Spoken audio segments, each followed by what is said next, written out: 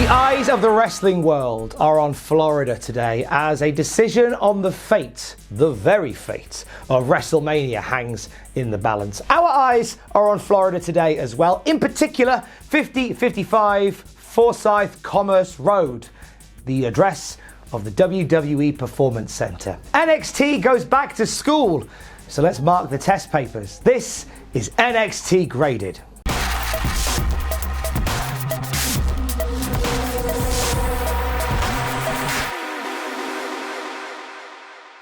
We open with Keith Lee defending his North American Championship against Cameron Grimes, and Keith is dominant. Although Cameron Grimes is wily, 2 occasions he manages to avoid getting spirit bombed out of his shoes after Keith Lee catches him. Grimes fights back into this match after knocking the feet from underneath Keith Lee as he's ascending the top rope. There's a little glimmer of hope for Grimes on a couple of occasions, even a moment where he hits a beaut of a German suplex on Lee. But tonight, Keith, the running washing machine, will not be denied. He hits a big body splash, big bang catastrophe, 1, 2, 3, and Keith retains his title. No sooner is he up holding up his belt than he is down on the ground courtesy of a weapon attack from Damian Priest. Dominik Dijakovic hits the ring to chase Damian Priest away, and as Keith Lee gets to his feet, he sees Dijakovic and just drops him with a spirit bomb. You see, Keith Lee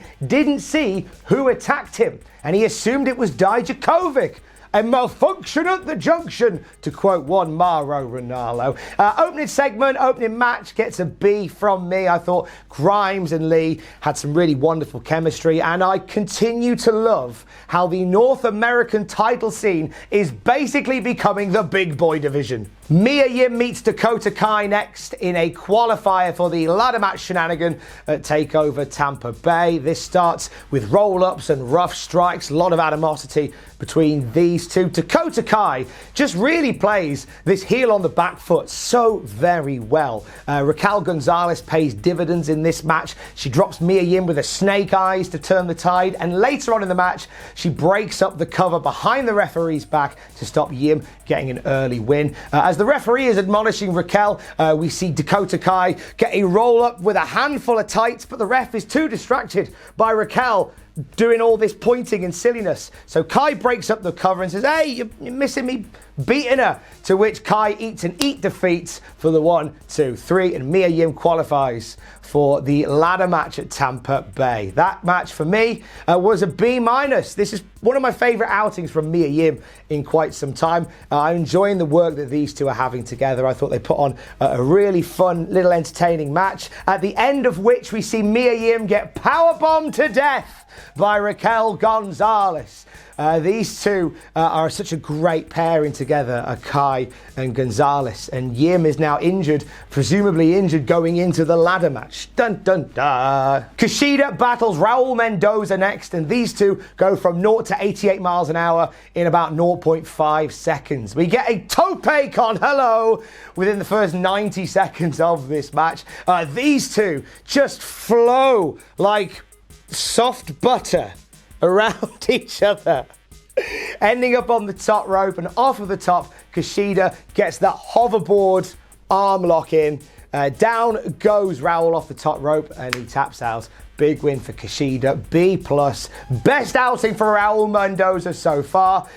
Endless greatness from Kushida. Love watching these two work together. I wouldn't mind a series. Wouldn't mind a series between these guys. That feels nice. Earlier today, Tyler Breeze was interviewed, and he talks about the importance of the Performance Center. Obviously, that was where he cut his teeth as a wrestler. Out comes Austin Theory to have a little chat with him. Gets a few digs in about how some people don't quite pan out and all this, to which Tyler Breeze takes a photo of Austin Theory and says, "Oh, you look good for a flash in the pan." Ooh, hey, I like the idea of Theory and Breeze having a little back and forth. You know, I think Austin Theory could learn a lot from working in a rivalry like Tyler Breeze. I was trying to remember if these guys have worked together in the past, maybe at an Evolve show. Off the top of my head, I can't remember. Of course, if they have, you'll tell me in the comments, won't you? I'm sure you will. Out comes Rhea Ripley with her NXT Women's Championship and, of course, her brutality. She says that WrestleMania is the biggest night of her career. Her match with Charlotte, biggest match of her career. She's interrupted by Charlotte, who is just rained down upon with chants of "you don't go here" and "go back to Raw," and Charlotte is in her pomp, walking down to the ring, saying that Rhea Ripley is in for the fight of her life. She is not ready for the challenge that she's going to bring, and as Charlotte gets into the ring, Ripley just goes straight for her. These two start brawling. Big boot from Charlotte takes down Ripley, and then we see, after a figure eight was thwarted, Charlotte rolls out of the ring, grabs the leg of Ripley, and just batters it against the turnbuckle post over and over again before doing the old Bret Hart special, that figure four over the turnbuckle, over the turnbuckle, over the ring post. You know what I mean. Do that. Look great. Charlotte heads back up to the ring, just drowning in the booze. Not like she's not been to the pub, but you know what I mean. As Rhea Ripley is just holding her leg, clearly walking wounded, going into WrestleMania. Giving this an A, really enjoyed this. I like the extra wrinkle that this is added to the WrestleMania match. It's a bit of a cliche, but I like it. Going in with an injured body part.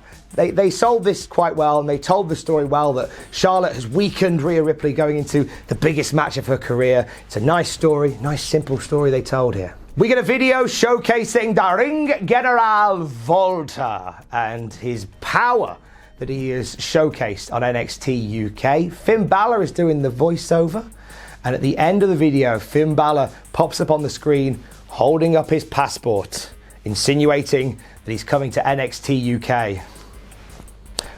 Aren't we glad that we got all that in the can already, considering current events? We go outside the PC where Mia Yim is talking about her win earlier on, when all of a sudden a big old car just comes charging past her. Raul Mendoza is on the other side of the road for reasons. The car door opens and two guys in gold masks get out and usher Mendoza into the car and drive off with Raul Mendoza. The two guys in question looked a bit like Los Conquistadores. I don't think it was meant to be, but who knows? I'm down for a 2020 return of Los Conquistadores. We have Jake the Snake Roberts on the other side. Let's get Los Conquistadores on NXT instead. Tegan Knox takes on Deonna Purrazzo next in another qualifying match for the ladder match shenanigan at NXT TakeOver Tampa Bay. Tegan's got an injured shoulder. She's got that plaster on that suggests so. Deonna just works over Tegan for a good long while, working on that shoulder, gets the Fujiwara armbar in, but Tegan doesn't give. Out of nowhere, hits the shiniest wizard for the 1-2-3, done, into the ladder match. We'll see you in Tampa Bay. Hopefully. Giving this one a C, this was a good outing for Tegan Knox. I'm hoping that's a storyline injury, because bless Tegan Knox, she's already had injuries to both her knees. The last thing she needs is start to injure the other limbs on her body now. But it's a C. Deonna looked good. Tegan Knox looked strong in it as well. There wasn't a whole lot to write home about in the match, but it was fine. Gets a C. The Undisputed Era are out now. Kyle O'Reilly and Bobby Fish are about to challenge the BroserWeights for the NXT Tag Team Championships. As they get into the ring, they're interrupted by the Velveteen Dream, who is in the Statler and Waldorf balcony position.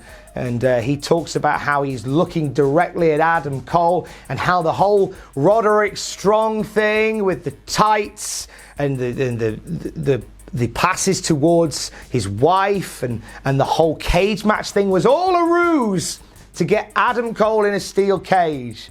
It's Dream, bit convoluted. I know last week we sat and talked about it, and I thought, oh, that was great, love that. I enjoyed the idea that Dream did that bit at the end to get Cole into the cage. The whole bit, when he realised that was happening, I enjoyed that bit. I don't buy the fact that this was the plan from months and months before. Like Dream took time off, got a big old whiteboard and said, right, here's what we're gonna do, see? I'm gonna pretend that I like Roderick Strong's wife, and I'm gonna tease him into a match, and then hopefully on that same night there's gonna be another steel cage match. So I'll tell William Regal, can we have the cage too? And then we have the cage match as well, and then I will trick all of them to getting into the ring, and then, oh, it's a very convoluted plan. It kind of made the aces and eights look like a very basic whodunit. Anyway, we are on our way to Velveteen Dream versus Adam Cole, and Cole is furious with Dream for playing the mind games against the Undisputed Era. He says that he is the longest reigning NXT champion as of next week, and there's some shenanigans coming up for that, which should be quite fun. And they all say, hey, let's go and fight the Dream now, to which the Dream clicks his fingers, and the BroserWeights music hits, and out comes the Stallions themselves, Matt Riddle and Pete Dunne. They've got some weird mashup music now, which is, it's incredibly lazy mashup music, where like it's a bit of one guy's music and then a bit of the other. I mean, it could be worse. It could be the Jericho music. Oh, you don't know what the Jericho music is? Do take time to look that up today. It'll ruin your day. So here we go, BroserWeights and Fish and O'Reilly for the NXT Tag Team titles. Some tag team techers to get us underway, with Riddle dominating. Eventually, the UE overpower Riddle. Kyle O'Reilly was really intense in this one. Just something about him tonight, like the punching, the kicking, and the striking. He was really on good form tonight. Riddle makes the hot tag to Pete Dunne, and Dunne goes wild, taking out the UE. Cole and Strong are making their presence felt at ringside during some of this as well. We get to a point where after Riddle does a dive off of Pete Dunne's back, sort of poetry in motion-esque, Hardy Boys style-y, Riddle throws Strong and Cole into the ring, and as the referee is looking at Strong, Pete Dunne hits the ground as if Adam Cole has punched him, to which the referee ejects both Cole and Strong. Some beautiful shades of Eddie Guerrero with this particular bit. The match continues, and the grizzled young veterans make their way down to the ring. Zach Gibson, in a lovely suit, pops Matt Riddle, nearly costing them the NXT Tag Team titles when the ref's back is turned. They manage to fight back. We see Bobby Fish get backdropped over the top rope into the GYV, leaving Kyle O'Reilly wide open for the GTS Enziguri combo from the BroserWeights. 1, 2, 3. BroserWeights retain their tag team title against all odds. This was an A. I really love this match. Best match of the night so far, without a doubt. These guys have just got perfect chemistry. I'd happily see them fight again, but now Zach Gibson and James Drake are knocking around there as well.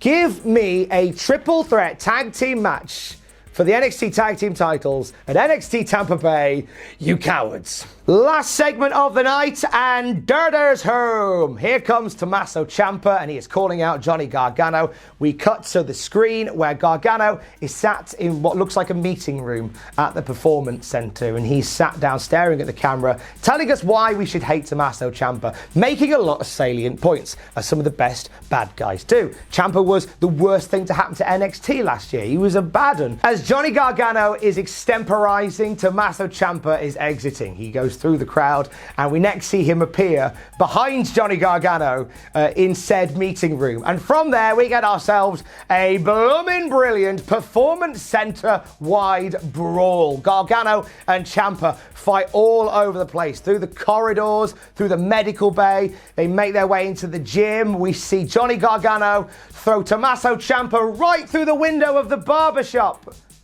The gym. These two just smash everything up. There's a bit where Tommaso Ciampa takes some dumbbells from off of the weights, throws them at Gargano's head. Gargano ducks, and it smashes the mirror behind him, because that's what you need at the WWE Performance Center. 7 years of bad luck. Wrestling's done now. After they trash the Performance Center, they take the fight through the crowd. They make their way up onto that perch balcony, that Statler and Waldorf position, and they're fighting on there. And it all comes to a head when Tommaso Ciampa hits a flippin' air raid crash off the balcony through the announce table below. Just guys are wiped out. William Regal walks out looking furious. The crowd are losing their minds, chanting holy swear word and NXT, and we go off the air with just carnage. Absolute carnage. A+. I loved everything about this brawl. It was bitter, it was white hot, it was violent, it was savage. It was one of those moments. Like when we do a top 20 of 2020, I think this brawl will almost definitely be in there. And that's NXT for this week, which gets an A from me. I really enjoyed the whole show. Some great matches in there, a white-hot finish as well. This is probably the best action that the Performance Center has ever seen. And if recent events are to be believed, it may not be the last. Fingers crossed. Love you, bye.